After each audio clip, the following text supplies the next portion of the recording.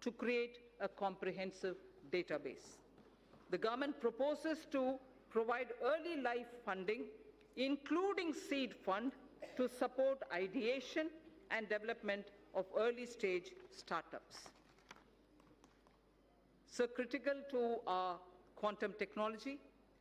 Quantum technology is opening up new frontiers in computing, communications, cybersecurity, with widespread applications. It is expected that a lot of commercial applications would emerge from theoretical constructs which are developing in this area. It is proposed to provide an outlay of 8,000 crores over a period of 5 years for the national mission on quantum technologies and application. India would probably be the third biggest and pioneering nation if we are able to break into this technology of quantum technology related to computing and other applications. Sir, I come to the third theme, the last theme in my part A, after which, of course, I will speak of a few other. Caring society. In our third theme, we focus on women and child, social welfare, culture and tourism, and also on environment and climate change.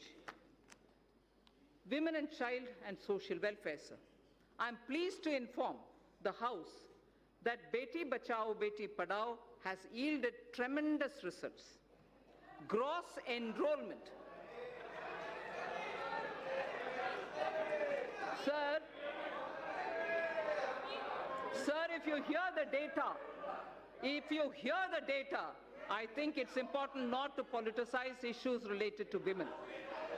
Beti Bachao, Beti Padhao has yielded tremendous results. Gross enrollment ratio of girls across all levels of education is now higher than boys. At elementary level, it is 94.32% as against 89.28% for boys. At secondary level, it is 81.32% as compared to 78% for boys. At higher secondary level, girls have achieved a level of 59.70% compared to only 57.54% for boys. So girls are actually, under Beti Padhao, benefiting from the scheme. Health of mother.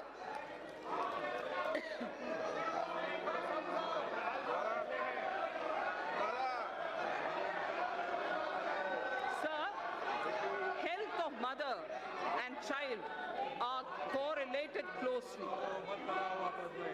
Nutrition is the critical component of health.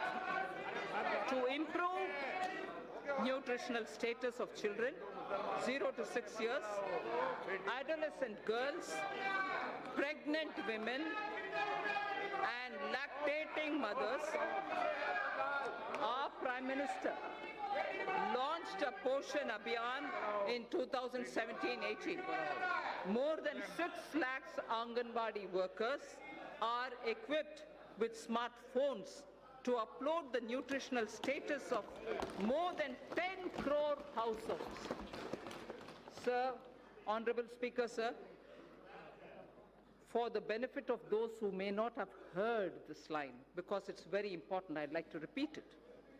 To improve the national nutritional status of children in 0 to 6 years of age, adolescent girls, pregnant women, and lactating mothers, our Prime Minister launched a Poshan Abhiyan in 2017-18. More than 6 lakh Anganwadi workers are equipped with smartphones to upload the nutritional status of more than 10 crore households. The scale of this development is unprecedented. So the next is, women's age of marriage was increased from 15 years to 18 years in 1978 by amending erstwhile Sharda Act of 1929. As India progresses further, Opportunities open up for women to pursue higher education and careers. There are imperatives of lowering MMR, maternal mortality rate, as well as improvement of nutrition levels. Entire issue about age of girl entering motherhood needs also to be seen in this light. I propose to appoint a task force that will present its recommendations in 6 months' time. I propose to provide 35,600 crores for nutrition-related programs for the financial year 2020-2021. So in continuing with our government's commitment to welfare of women, this budget provides for about 28,600 crore for programs that are specific to women. Our government is determined that there shall be no manual cleaning of sewer systems or septic tanks. Suitable technologies for such tasks have been identified by the Ministry of Housing and Urban Affairs. The ministry is working with urban local bodies for the adoption of these technologies. We will now take this to its logical conclusion. We will now take it एक minute बाद to मैं सभी माननीय सदस्यों से आग्रह करूंगा आपको बजट पर पर्याप्त समय और पर्याप्त अवसर दूंगा उस समय आप बोलना और दादा विशेष रूप से आपको बोलने की परमिशन दूंगा Thank you, sir. No Thank you, Speaker, sir. We will now take this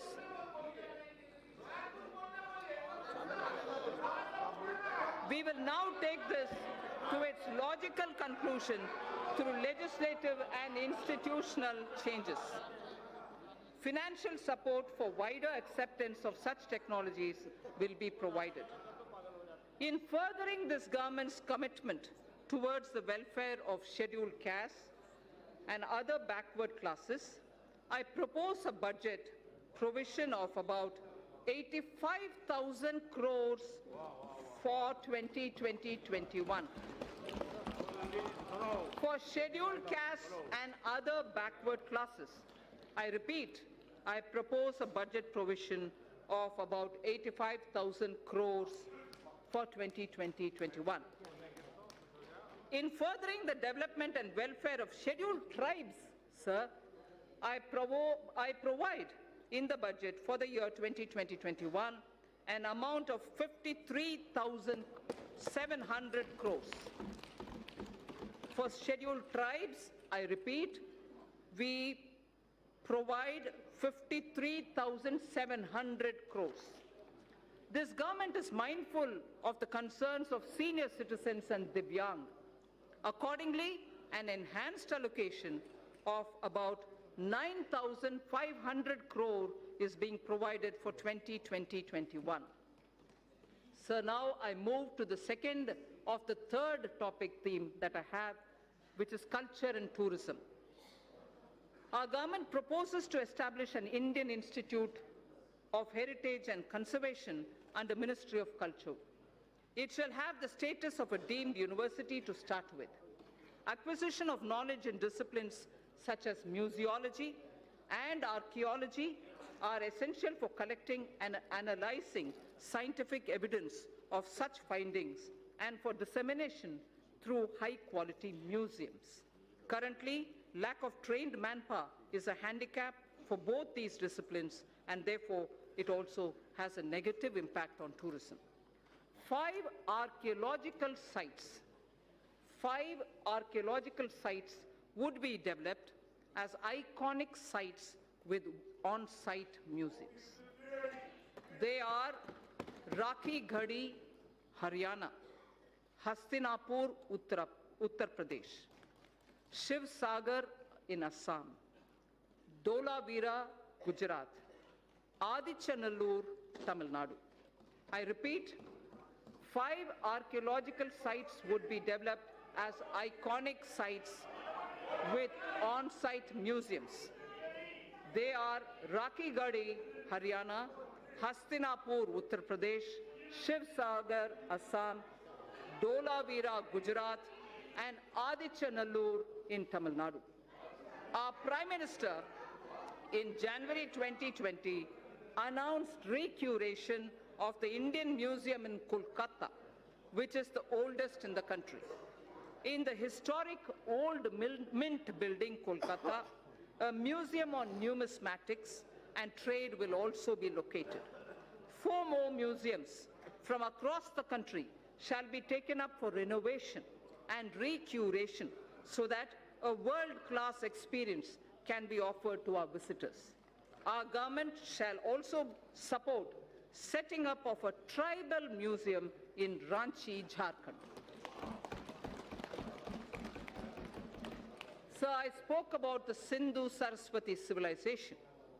A maritime museum would be set up at Lothal, the Harappan Age maritime site near Ahmedabad, by the Ministry of Shipping. I propose to provide 3,150 crore for Ministry of Culture for the year 2021. Sir, India has moved up from the rank 65 in 2014 to 34 in 2019 in the Travel and Tourism Competitive Index, the World Economic Forum's index. Foreign exchange earnings grew 7.4% to 1.88 lakh crores for the period January to November 2019 from 1.75 lakh crores. From 1.75 lakh crores, it has gone up to 1.88 lakh crores. Growth of tourism directly relates to growth and employment. States have a critical role to play. I expect the state governments to develop a roadmap for certain identified destinations and formulate financial plans during 2021 against which specified grants will be made available to the states from the center in the year 2020-21. For purpose of tourism promotion, sir, I propose to allocate 2,500 crores for 2020-2021.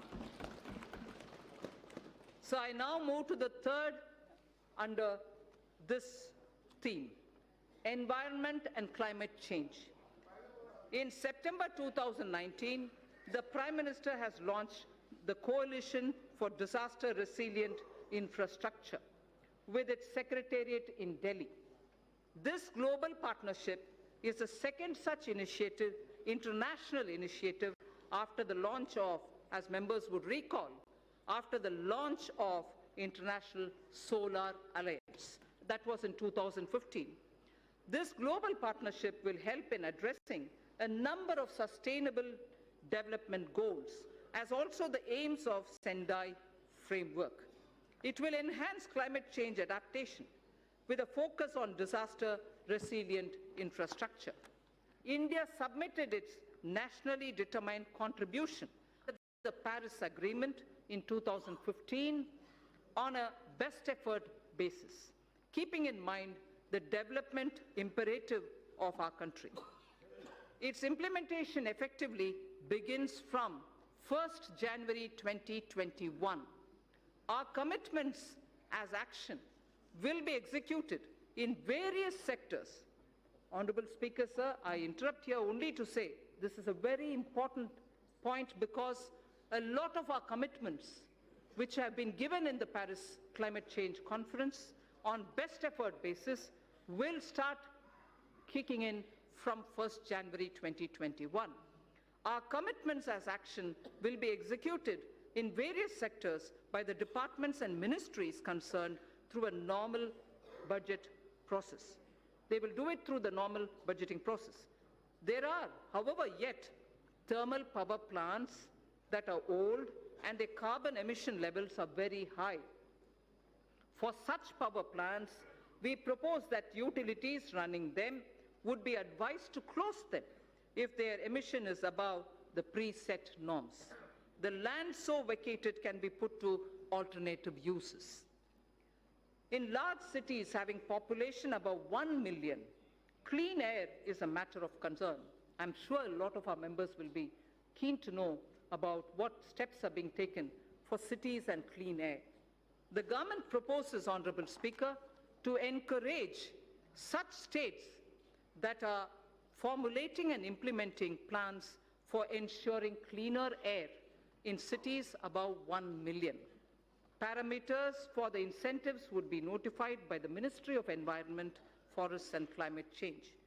Allocation for this purpose is 4,400 crores for 2020-2021. So there is something which, before I move to talking about governance, because the three themes that I put before the members is coming to a close, I fall back on the wise words of Thiruvalluvar. And this, it's very important, sir. We have heard several words of wisdom from Thiruvalluvar. Thiruvalluvar has spoken about what a good country is. What a good country is actually got to be like. And what makes up for jewels of a good country. I first read it in Tamil, then I'll give you the meaning. Pini inmai, selvam, vilai inbam, emam. Pini inmai, selvam, vilai inbam, emam. Ani enba, nattin vaindu. Ani enba, nattiv vaindu. There are 5, what Thiruvalluvar says, which are jewels for a good country.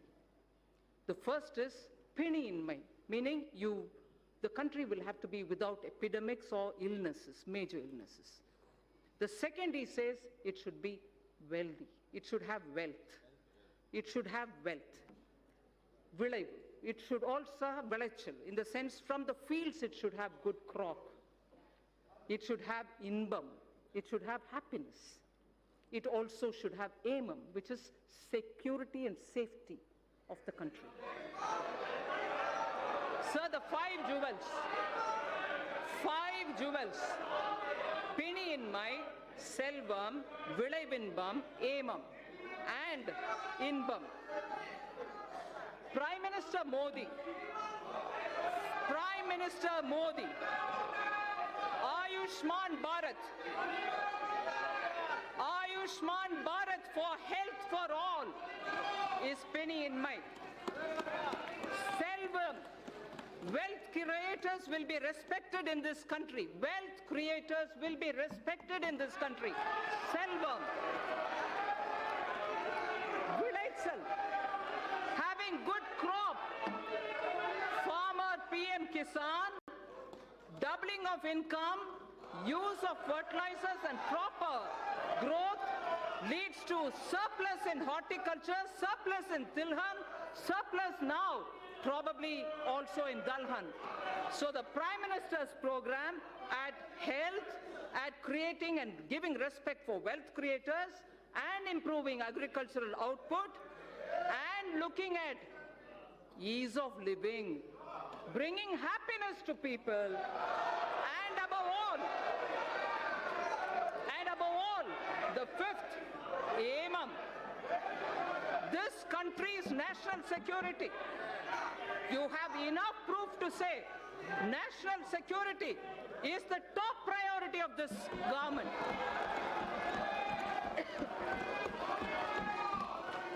So, if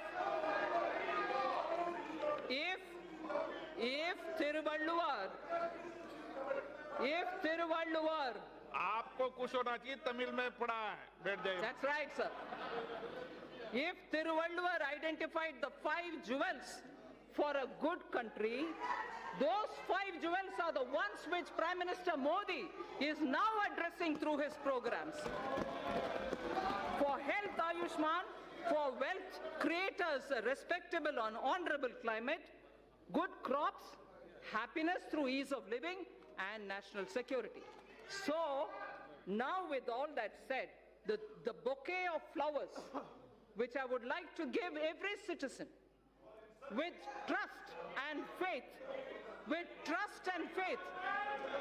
had flowers under aspirational India, had aspirational India, a set of flowers under aspirational India, had set of flowers under environment and economy and also commerce and industry.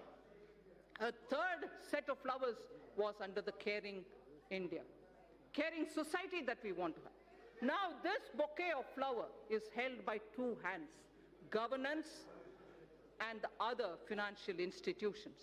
I speak about governance, sir, which is very important. Good governance is what is going to be giving faith to the people. Honorable Speaker, sir, all the while I have explained the color and composition of the bouquet of flowers, schemes and programs.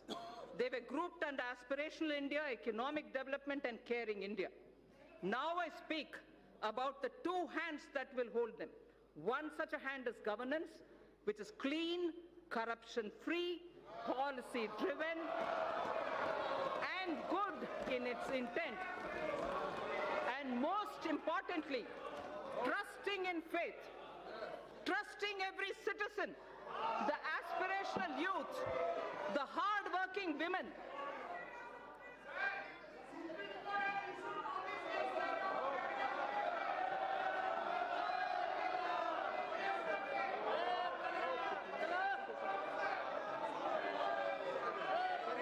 Honorable Speaker, sir, trusting every citizen, I repeat, trusting every citizen, the aspirational youth, the hard-working women, the risk-taking entrepreneur, the ever-hopeful and untiring farmer, or the wise and old senior citizen. Many among them are taxpayers. Others may not be taxpayers now.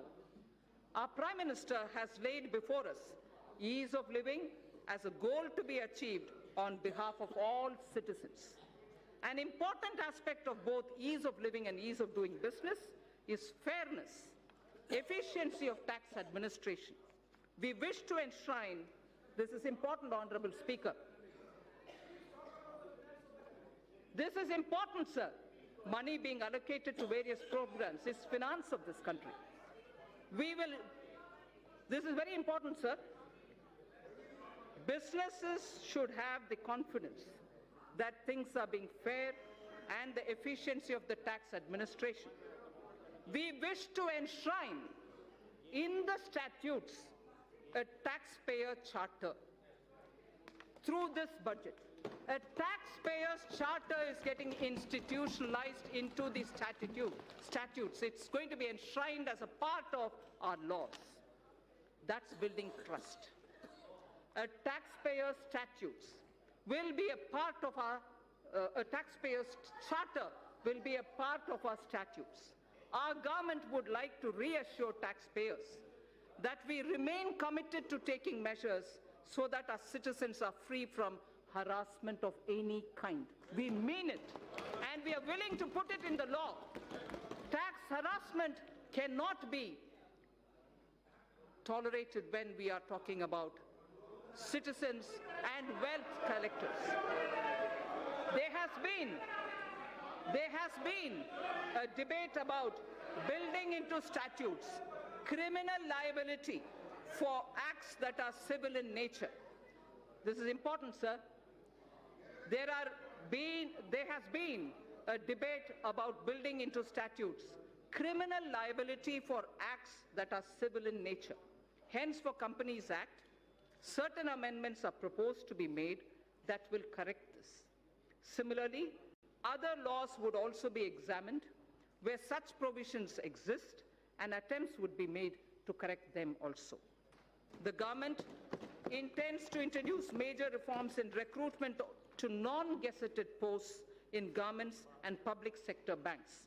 At present, candidates have to appear for multiple examinations conducted by multiple agencies at different points of time for similar posts. This places enormous burden on time, effort, and cost for young people.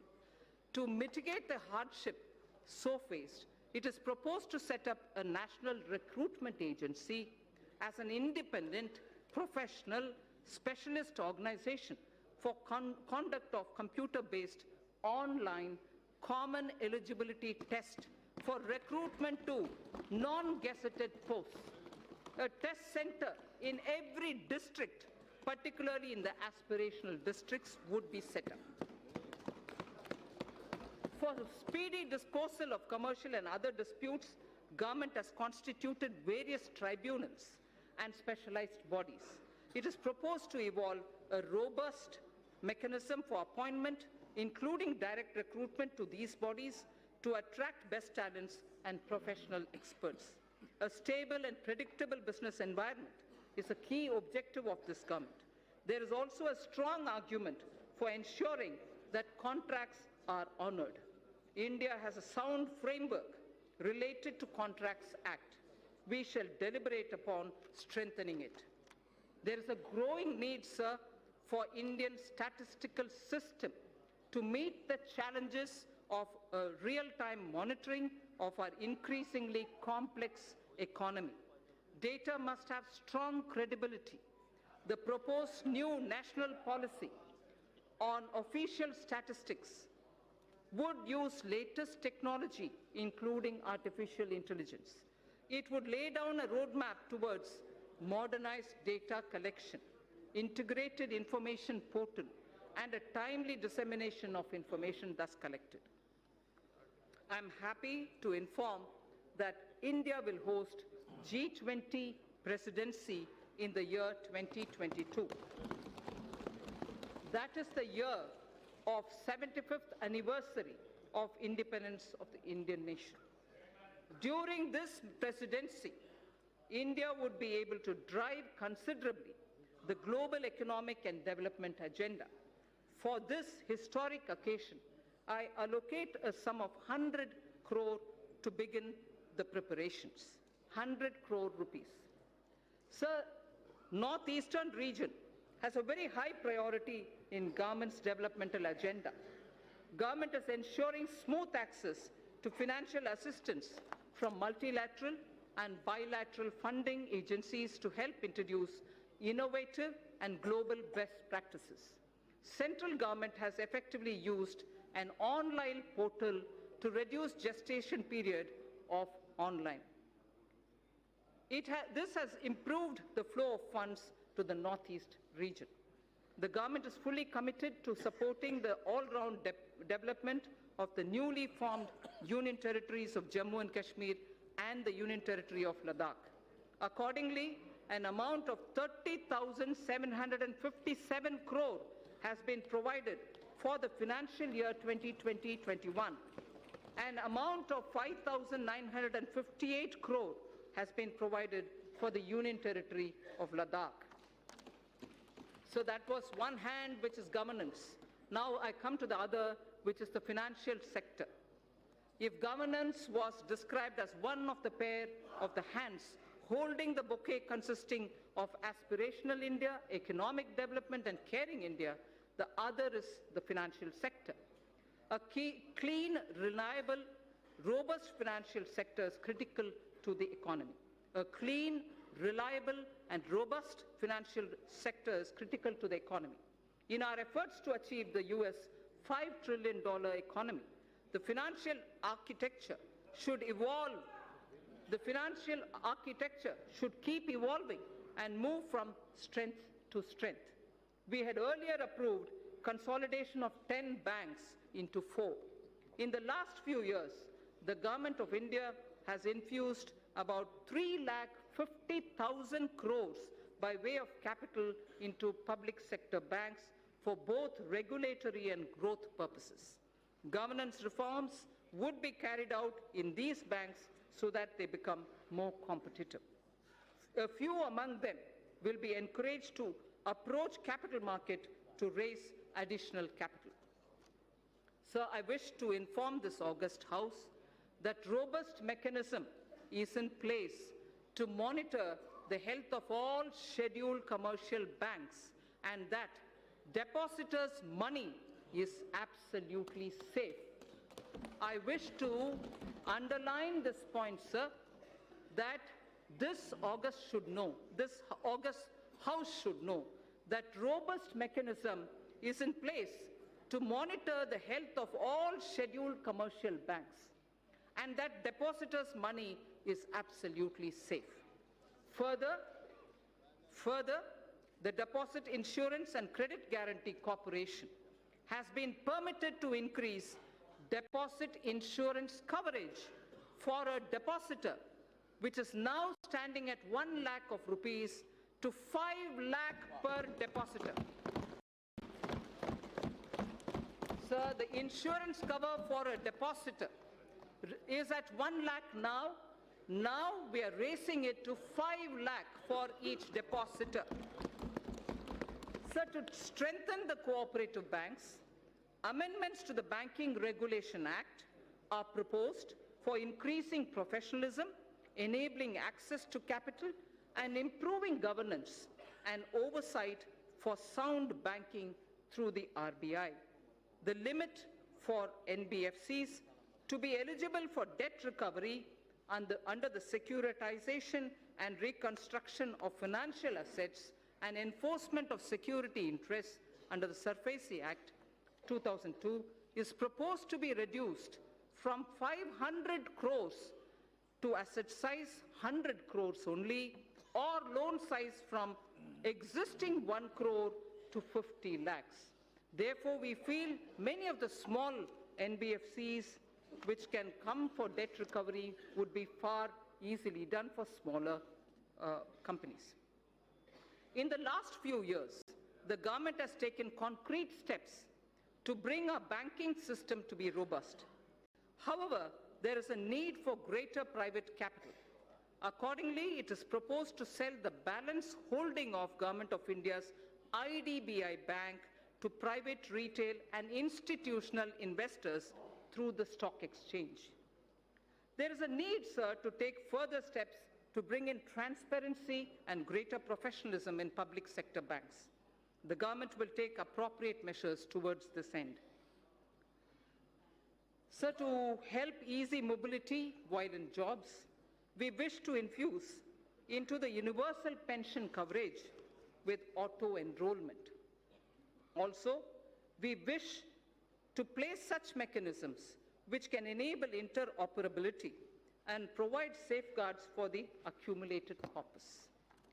Regulating role of PFRDAI, which is the pension regulatory body, requires strengthening. Necessary amendments would be carried out in Pension Fund Regulatory Development Authority of India Act that will also facilitate separation of NPS trust for government employees from the PFRDAI. This would also enable establishment of a pension trust by the employees other than from the government. I am confident that this will motivate citizens to plan for their old age. So this section, which I will now speak, will relate to the MSMEs. MSMEs are vital to keep the wheels of our economy moving. They also create job, innovate, and also risk takers, and they are risk takers. Several measures for the MSMEs have been taken in the past few years. There are more steps proposed in this budget also. I propose to make necessary amendments to the Factor Regulation Act 2011. This will enable NBFCs to extend invoice financing to the MSMEs through TREDS, thereby enhancing the economic and financial sustainability. Working capital credit remains a major issue for the MSMEs. It is proposed to introduce a scheme to provide subordinate debt for entrepreneurs of MSMEs. This subordinate debt to be provided by banks would count as quasi-equity and would be fully guaranteed through the Credit Guarantee Trust for medium and small entrepreneurs. The corpus of the CGT MSC would accordingly be augmented by the government. More than 5 lakh MSMEs have benefited from restructuring of debt permitted by RBI in the last year.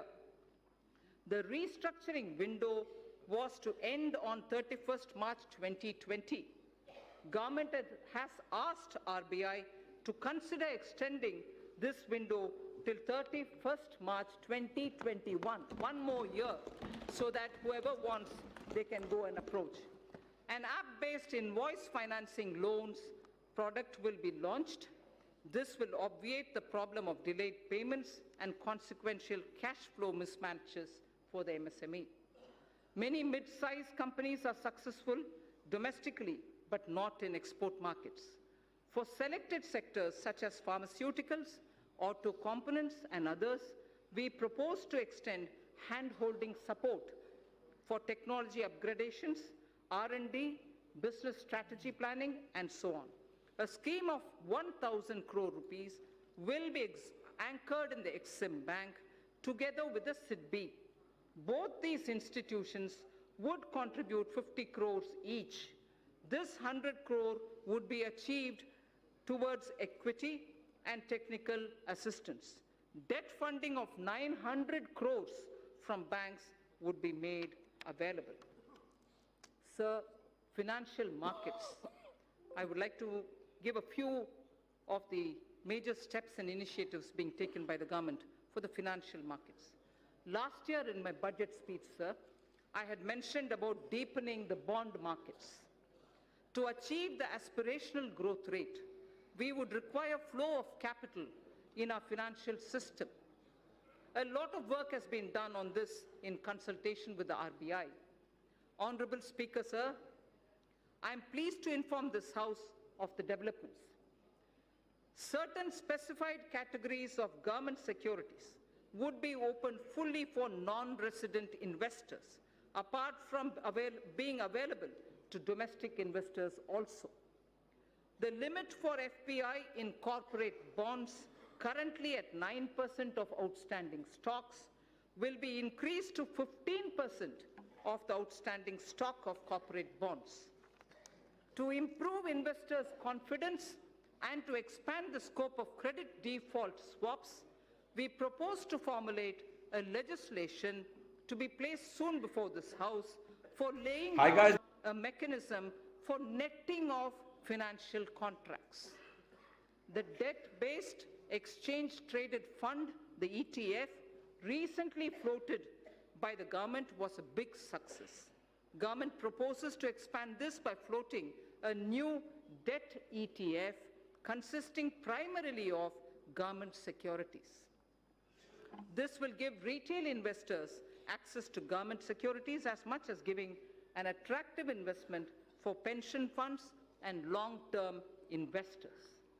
So to address the liquidity constraints of the NBFCs and the HFCs, this was very much talked about between July and December last year, sir, 2019. Liquidity constraints was very frequently mentioned to us. So to address liquidity constraints of the NBFCs and the housing finance corporations, post the Union Budget 2019-20, the government formulated a partial credit guarantee scheme for the NBFCs. To further the support of providing liquidity, a mechanism would be devised. Government will offer support by guaranteeing securities that are so floated. Infrastructure financing. Government's commitment for investment in infrastructure was reiterated when 103 lakh crore national infrastructure pipeline products were announced. I would also like to inform that about 22,000 crores of rupees has already been provided as support for infrastructure pipeline. On December 31st, if honorable members would recall, the national pipeline consisting of more than 6,500 projects were announced. 22,000 crore has already been provided as support to infrastructure pipeline. This would cater for equity support to infrastructure finance companies such as the IIFCL and a subsidiary which is of NIIF. So two institutions, IIFCL and the subsidiary of NIIF, take it. They would leverage it as permissible to create financing pipeline of more than 1 lakh crores. This would create a major source of long-term debt financing for infrastructure projects and fulfill a long-awaited requirement. Sir, the IFSC, GIFT City, has the potential to become a center of international finance as well as a center for high-end data processing. GIFT IFSC has an approved free trade zone for housing vaults. It already has 19 insurance entities, 40 banking entities. It has also provided for setting up of precious metals, testing laboratories for them, and refining facilities also. With the approval of the regulator, GIFT City would now set up an international bullion exchange in GIFT City IFSC as an additional option for trade by global market participants. This will enable India to enhance its position worldwide, create jobs in India, and will lead to better price discovery of gold. Sir, in the recent years, there has been a surge in trading volumes of Indian rupee in the offshore financial centers. The government and the RBI has taken various measures to permit rupee derivatives to be traded in the International Financial Services Center at GIFT City, Gujarat. So just a very quick word on disinvestment. Listing of companies on companies' stock exchanges brings discipline, and it disciplines the company and provides access to financial markets and unlocks its value. It also gives opportunity for retail investors to participate in the wealth so created. The government now proposes to sell a part of its holding in the LIC by way of initial public offer. Initial public offer. Sir, fiscal management. The 15th Finance Commission. The 15th Finance Commission has given its first report pertaining to financial year 2020-2021. In the spirit of cooperative federalism, I am pleased to announce that we have in substantial measure accepted the recommendations of the Commission. The Commission would submit its final report to the President during the latter part of the year for 5 years beginning 2021-22. It is decided to transfer to the GST Compensation Fund balances due out of the collection of the years 2016-17 and 17-18 in 2 installments. Hereinafter, transfers to the fund would be limited only to the collection by way of GST compensation cess. A fundamental overhaul of centrally sponsored schemes and central sector schemes is necessary so that we can align them with emerging social and economic needs of tomorrow and to ensure that scarce public resources are spent optimally. Recently, there has been transparency and credibility of the projected fiscal numbers. Let the procedure adopted is compliant with FRB Act. This is also consistent with the practices hitherto followed. However, for greater clarity, I have enumerated those central government that are not part of the market borrowing are used to fund the expenditure at the annex. I'd like to repeat this line, sir.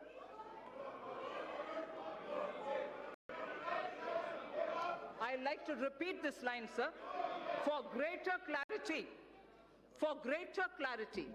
I have enumerated those central government debts that are not part of market borrowing and are used to fund the expenditure at the annex. Servicing of interest and repayment of these debts, servicing of interest and repayment of these debts as hitherto done are done out of Consolidated Fund of India. So now I come to some numbers. Revised estimates of expenditure for the financial year 2019-20 are at a level of 26.99 lakh crores and the receipts are estimated at 19.32 lakh crores. We have estimated nominal growth of GDP for the year 2020-21 on the basis of trends available at 10%. Accordingly,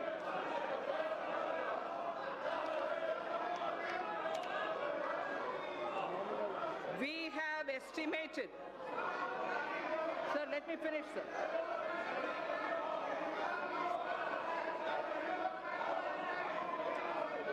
So we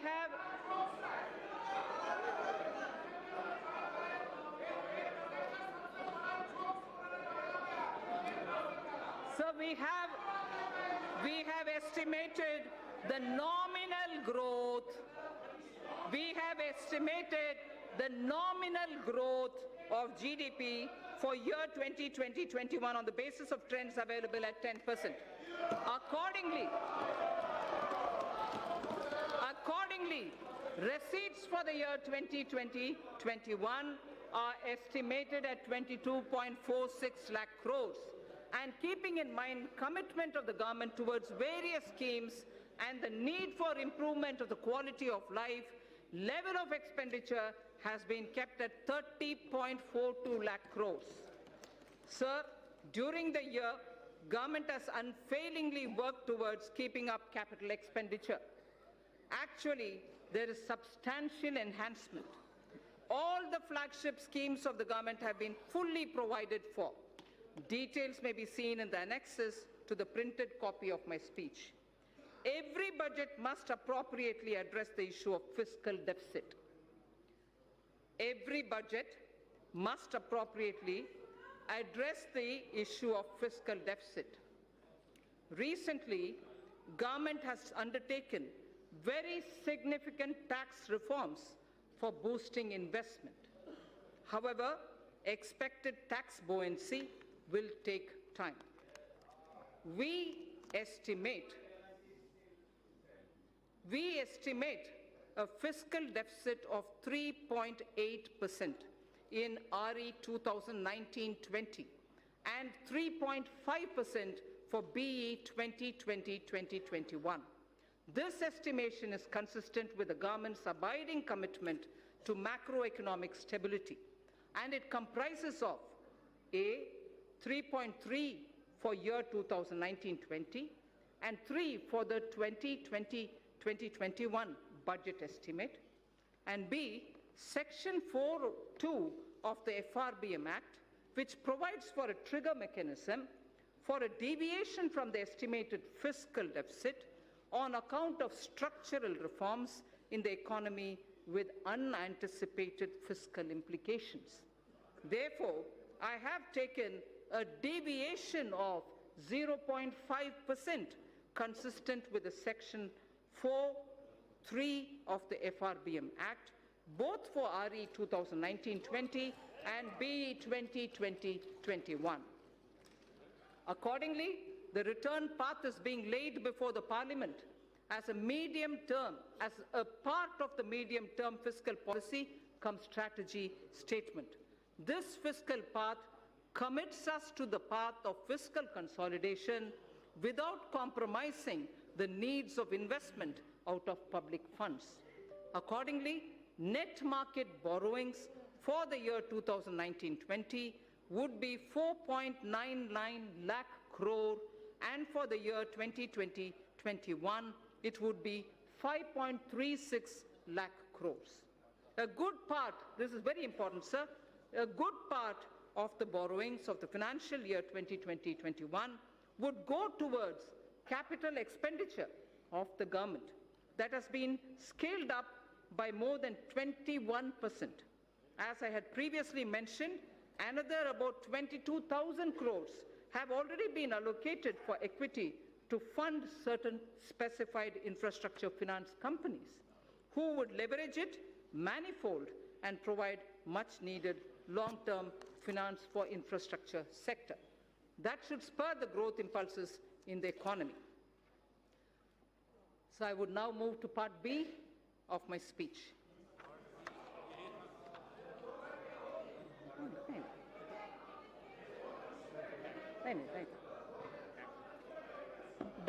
tax. Hey, hey. No, thanks. Sir, Part B of my speech starts with direct tax, sir.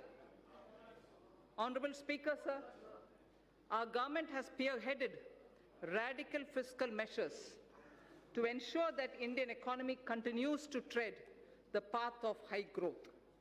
There are times when countries are competing with each other like never before to become the most attractive destination for doing business.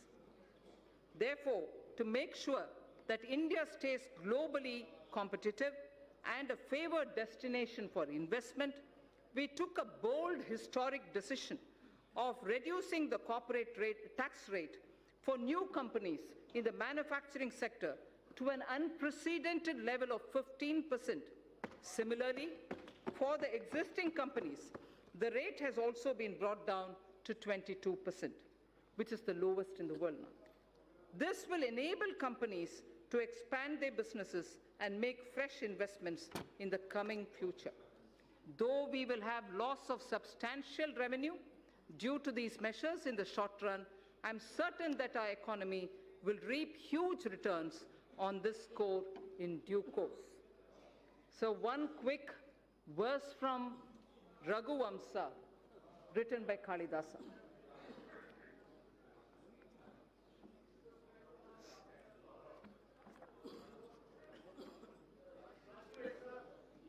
Prajanam eva bhutyartham satabhyo balim agrahit. Prajanam eva bhutyartham satabhyo balim agrahit.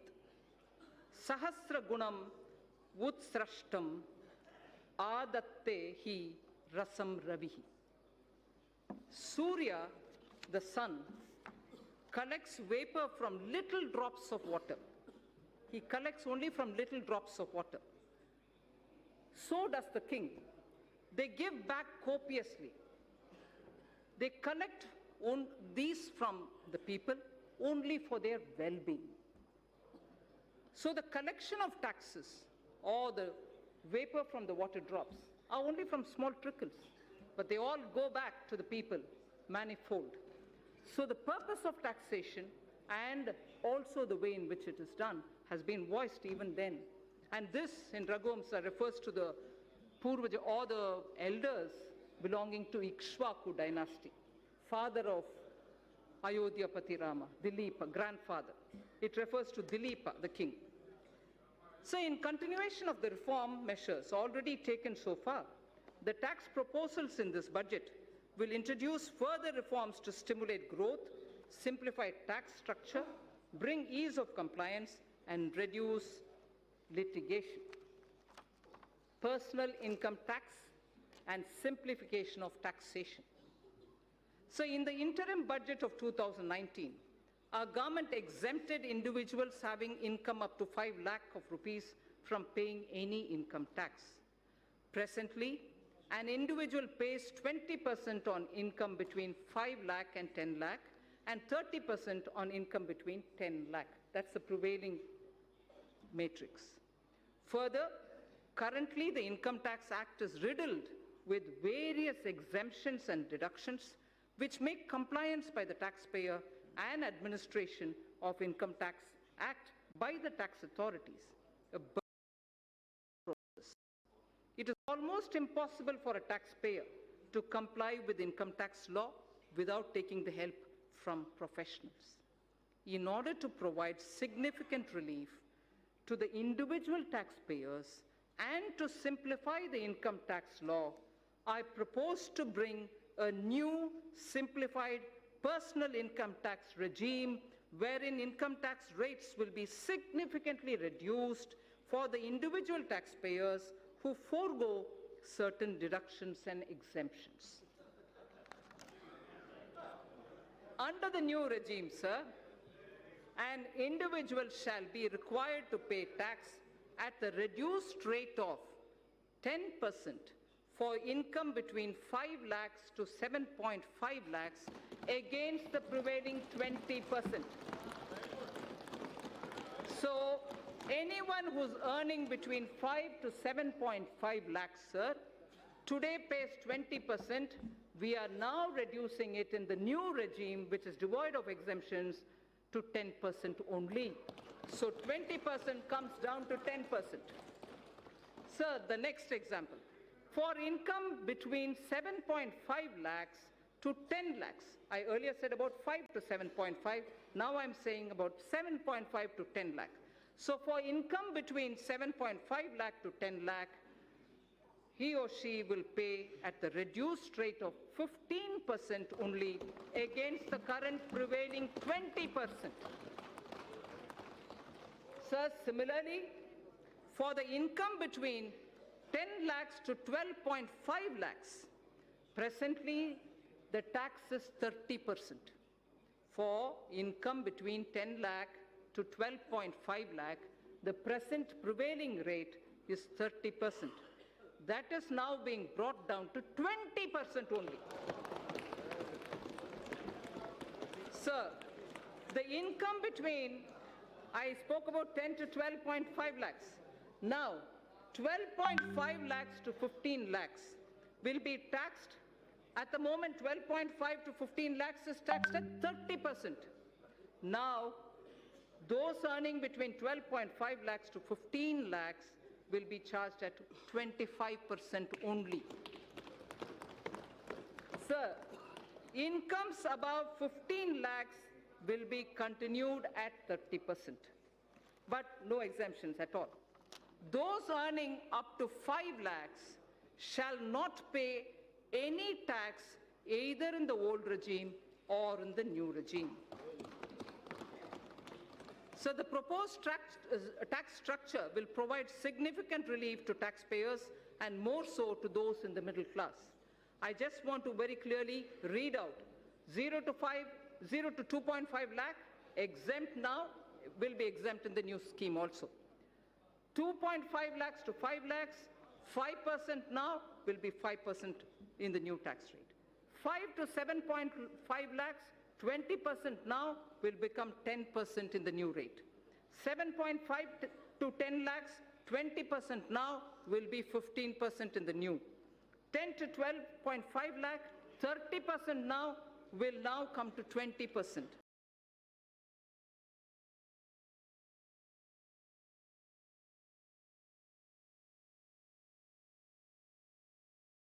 In the new rate.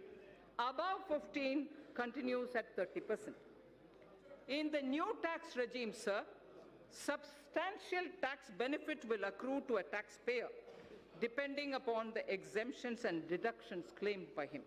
For example, just to make it clear, for example, a person earning 15 lakh of rupees in a year and not availing any deductions whatsoever will pay 1,95,000 as compared to 2,73,000 that is paying now in the old regime. So his tax burden shall be reduced by 78,000 rupees. That will be the reduction in the tax that he has to otherwise pay. Then this is the example of somebody who earns 15 lakhs. He would still be a gainer. He would still be a gainer in the new regime even if he was taking deduction of 1.5 lakh under various sections of Chapter 6A of the Income Tax Act under the old regime. The new tax regime, sir, shall be optional for taxpayers, so there's no compulsion. Those who want to be in the old regime can continue to be in the old regime, in the old rates, in the whole sets of exemptions and deductions. But those who wish to come into the new are welcome to come into the new. An individual who is currently availing more deductions and exemptions under the Income Tax Act may choose to avail them and continue to pay the tax in the old regime. A new personal tax income tax rates will entail estimated revenue foregone of 40,000 crores per year.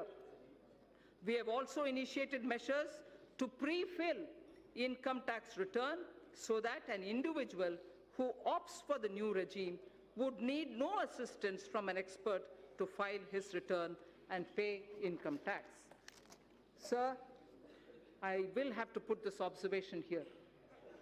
In order to simplify income tax system, I have reviewed all the exemptions and deductions which got incorporated in the income tax legislation over the past several decades. In fact, I have that list with me, sir. Somewhere. I have reviewed all the exemptions and deductions which got incorporated in the income tax legislation over the past several decades. It was surprising to know that currently more than 100 exemptions and deductions of different nature are provided in the Income Tax Act. No wonder the code is like this, the book. I have removed around 70 of them. I have removed around 70 of them in the new simplified regime. We will review and rationalize the remaining exemptions and deductions in the coming years, with a view to further simplifying the tax system and lowering tax rates. Sir, the dividend distribution tax. Currently, companies are required to pay dividend distribution tax on the dividend paid to its shareholders at the rate of 15% plus applicable surcharge and cess, in addition to the tax payable by the company on its profits. It has been argued that the system of levying DDT results in increase in tax burden for investors, and especially those who are liable to pay tax less than the rate of DDT if the dividend income is included in their income. Further, non-availability of credit of DDT to most of the foreign investors in their home country results in reduction of rate of return on equity capital for them. In order to increase the attractiveness of the Indian equity market and to provide relief to a large class of investors, I propose to remove the DDT and adopt the classical system of dividend distribution tax, under which companies would not be required to pay DDT. The dividend shall be taxed only in the hands of the recipients at their applicable rates. Further, in order to remove the cascading effect, I also propose to allow deduction for the dividend received by holding company from its subsidiary. The removal of DDT will lead to estimated annual revenue foregone of 25,000 crores. This is another bold move, sir, which will further make India an attractive destination for investment. Sir, concessional rate for electricity generation companies. In order to give boost to the manufacturing sector, new provisions were introduced in September 2019, offering a concessional corporate tax rate of 15% to the newly incorporated domestic companies in the manufacturing sector, which start manufacturing by March 31st, 2023, the corporate rate cut which happened in September. In order to attract investment in power sector, I propose to extend the concessional corporate tax rate cut down to 15% to new domestic companies engaged in the generation of electricity as well, so that corporate rate, which came down to 15% for the new manufacturing companies, will now be available even for power generation companies too. So tax concession for foreign investments. In order to incentivize the investment by foreign sovereign wealth funds of foreign governments in the priority sector, I propose to grant 100% tax exemption to their interest, dividend, and capital gains income in respect of investment made in infrastructure and other notified sectors before 31st March 2024, with a minimum lock-in period of 3 years. Honorable Speaker, sir, In order to make available foreign funds at lower cost, I propose to extend the period of concessional withholding rate of 5% under Section 194 LC for interest payment to non-residents in respect of monies borrowed and bonds issued up to 30th June 2023. I also propose to extend the period up to 30th June 2023 for lower rate of withholding of 5% under Section 194 LD for interest payment to foreign portfolio investors and qualified foreign investors in respect of bonds issued by Indian companies and government securities. I further propose to extend the concessional rate of withholding of 5% under Section 194 LD to the interest payment made on the municipal bonds. In order to incentivize listing of bonds at IFSC exchange, I propose to further reduce the withholding rate from 5% to 4% on interest payment on the bonds listed on its exchanges. Startups. Startups have emerged as an engine of growth for our economy. Over the past year, our government has taken several measures to handhold them and support their growth. During their formative years, startups generally use Employee Stock Option Plan, the ESOP, to attract and retain highly talented employees. ESOP is a significant component of compensation for these employees. Currently, ESOPs are taxable as perquisites at the time of exercise. This leads to cash flow problem for the employees who do not sell the shares immediately and continue to hold the same for long term.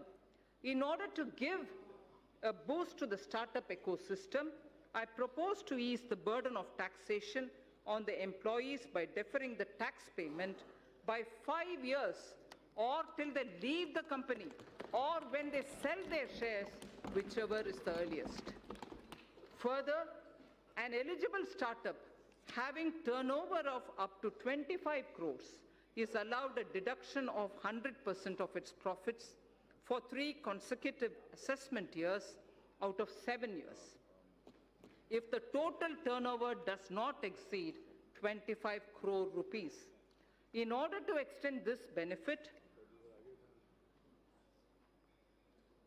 to larger startups also, I propose to increase the turnover limit from existing 25 crores to 100 crores. Moreover, considering the fact that in the initial years, a startup may not have adequate profit to avail this deduction, I propose to extend the period of eligibility for claim of deduction from the existing 7 years to 10 years. So the corporate rate cut in September has led to a lot of cooperatives who are asking for level playing field. Cooperative societies play an extremely important role in our economy in facilitating access to credit, procurement of inputs, and marketing of products to their members. These cooperatives are currently taxed at the rate of 30% with surcharge and cess. As a major concession, and in order to bring parity between cooperative societies and corporates, I propose to provide an option to the cooperative societies to be taxed at 22% plus 10% surcharge and 4% cess with no exemption or deductions. Further, I also propose to exempt these cooperative societies from alternative minimum tax, the AMT, just like companies under the new tax regime are exempted from minimum alternative tax, the MAT. MAT for corporate tax, corporates were removed, and similarly now AMT for the cooperatives is also being moved. Medium and small and micro enterprises, the MSMEs. Currently, businesses having turnover of more than 1 crore rupees are required to get their books of accounts audited by an accountant.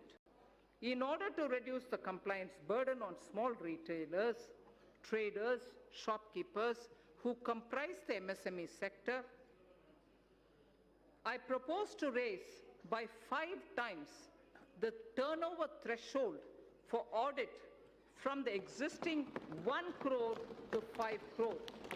So up to 5 crore, there wouldn't be a requirement for auditing of their accounts.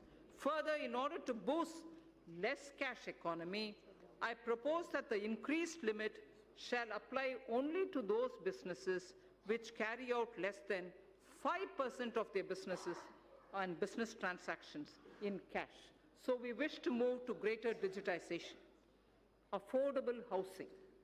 For realization of the goal of housing for all and affordable housing, in the last budget, I had announced an additional deduction of up to 1,50,000 rupees for interest paid on loans taken for the purchase of an affordable house.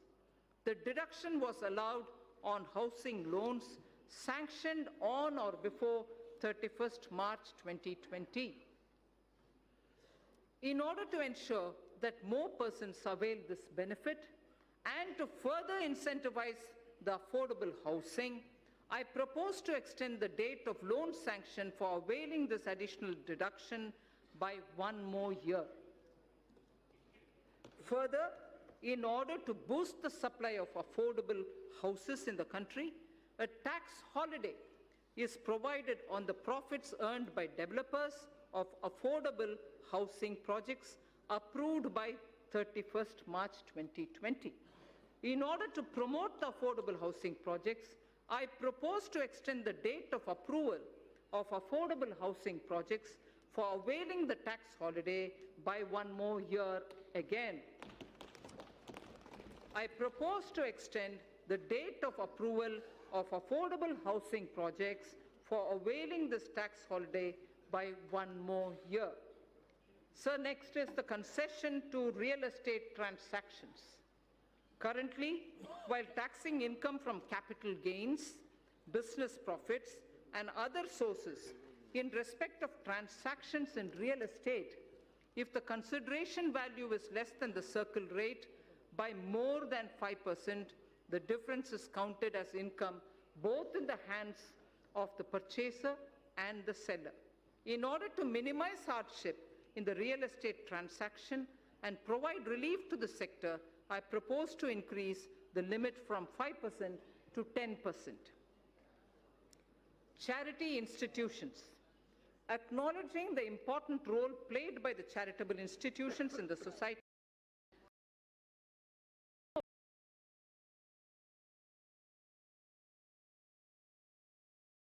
institutions is fully exempt from taxation.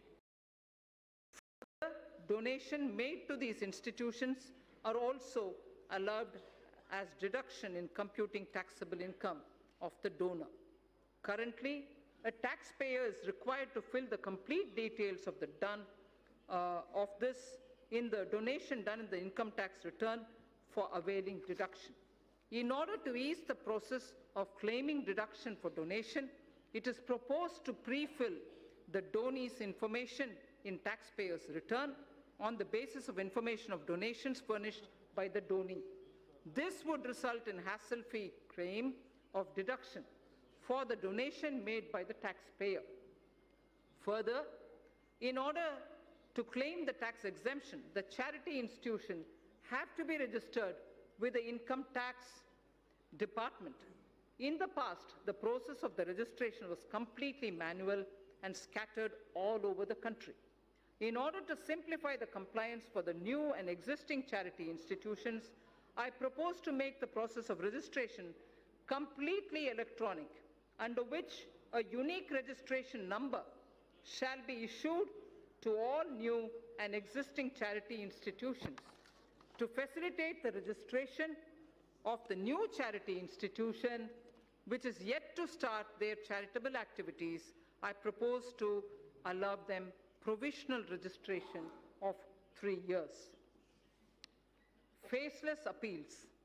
Our government is committed to bringing in transformational changes so that maximum governance is provided with minimum government. In order to impart greater efficiency transparency, and accountability to the assessment process, a new faceless assessment scheme has already been introduced. Currently, most of the functions of the income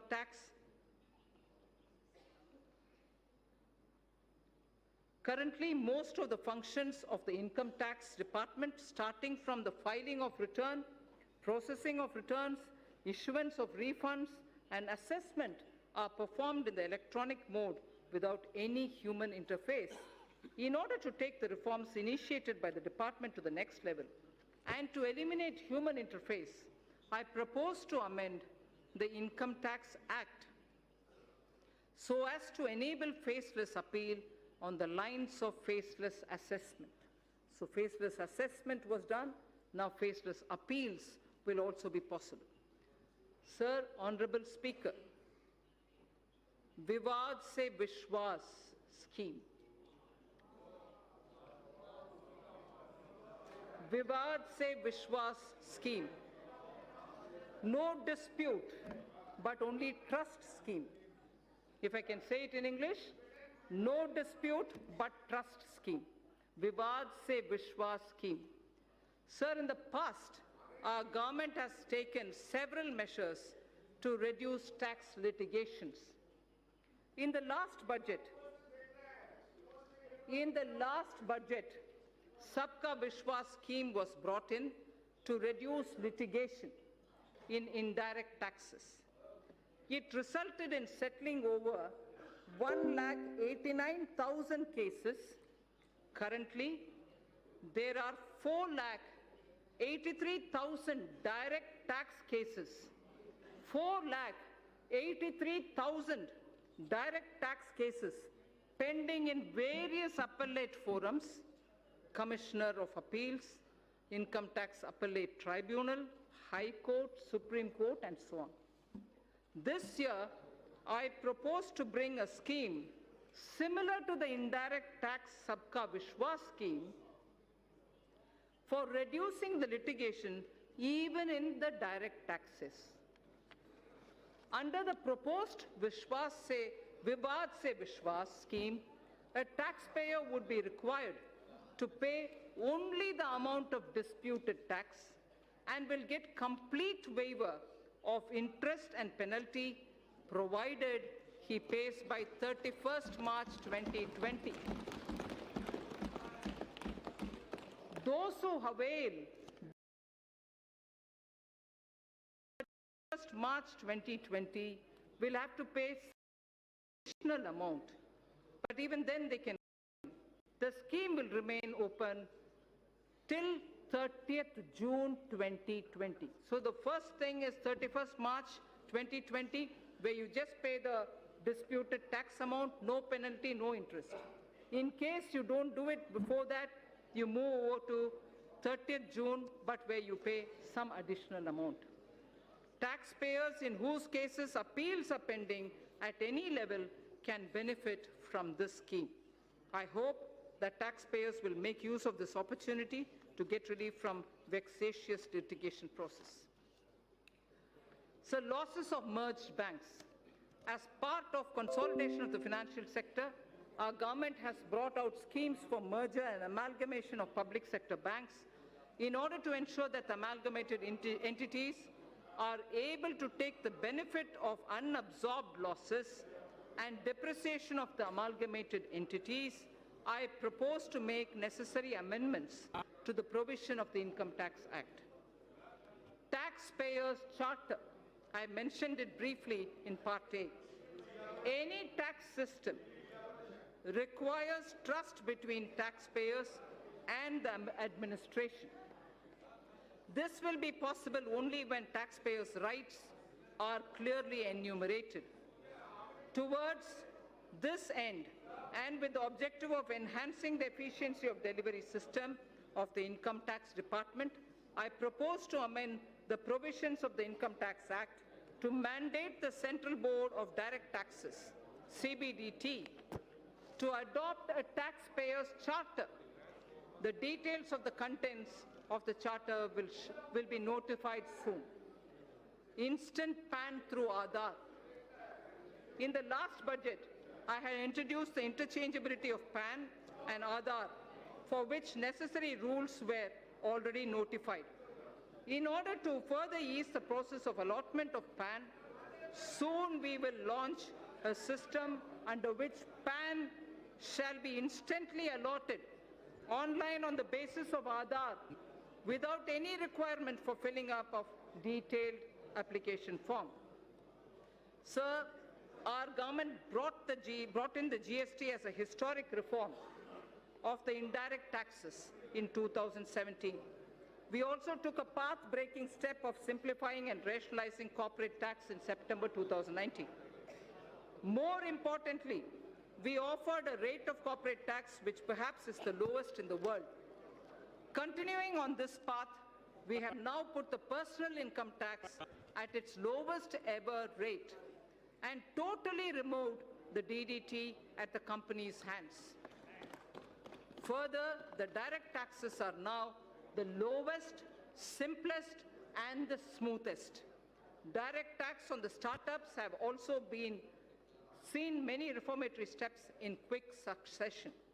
Even ease of compliance is seeing unprecedented changes. Last but not the least, personal interface with tax administration is at the minimum level. Sir, last, indirect tax. Indirect tax, sir. As I mentioned earlier in Part A of my speech, reforms are continuing in the GST. A simplified return shall be implemented from 1st April 2020. This is under the pilot run. It will make return filing simple with features like SMS-based filing for nil return, return pre-filling, improved input tax credit flow, and overall simplification. Refund process has been simplified and has been made fully automated with no human interface. Electronic invoice is another innovation wherein critical information shall be captured electronically in centralized system. It will be implemented in a phased manner starting from this month itself on optional basis. It will facilitate compliance and return filing. Several measures have been taken for improving compliance. That has been a worry for many of the states, sir. Aadhaar-based verification of taxpayers is being introduced. This will help in weeding out dummy or non-existent unit. Dynamic QR code is proposed for consumer invoices. GST parameters will be captured when payment for purchases is made through the QR code. A system of cash reward is envisaged to incentivize customers to seek invoice. Deep data analytics and AI tools are being used for crackdown on GST input tax credit refund, input tax credit refund, and other frauds, and to identify all those who are trying to game the system. Invoice and input tax credit matching is being done, wherein returns having mismatch more than 10% or above a threshold are identified and pursued. Significant policy level changes have also been made. GST rate structure is also being deliberated upon so as to address issues like inverted duty structure. Customs. A number of measures have been taken for ease of doing business. India's quantum leap in the trading across border parameter of ease of doing business rankings by the World Bank is a testimony to these efforts. India's rank on this parameter improved from 146 to 80 in 2018 and further to 68 in 2019. Measures have also been taken for providing a level playing field to our domestic manufacturers, particularly the MSME sector, and for securing our borders. It has been observed that imports under free trade agreements are on the rise. Undue claims of FTA benefits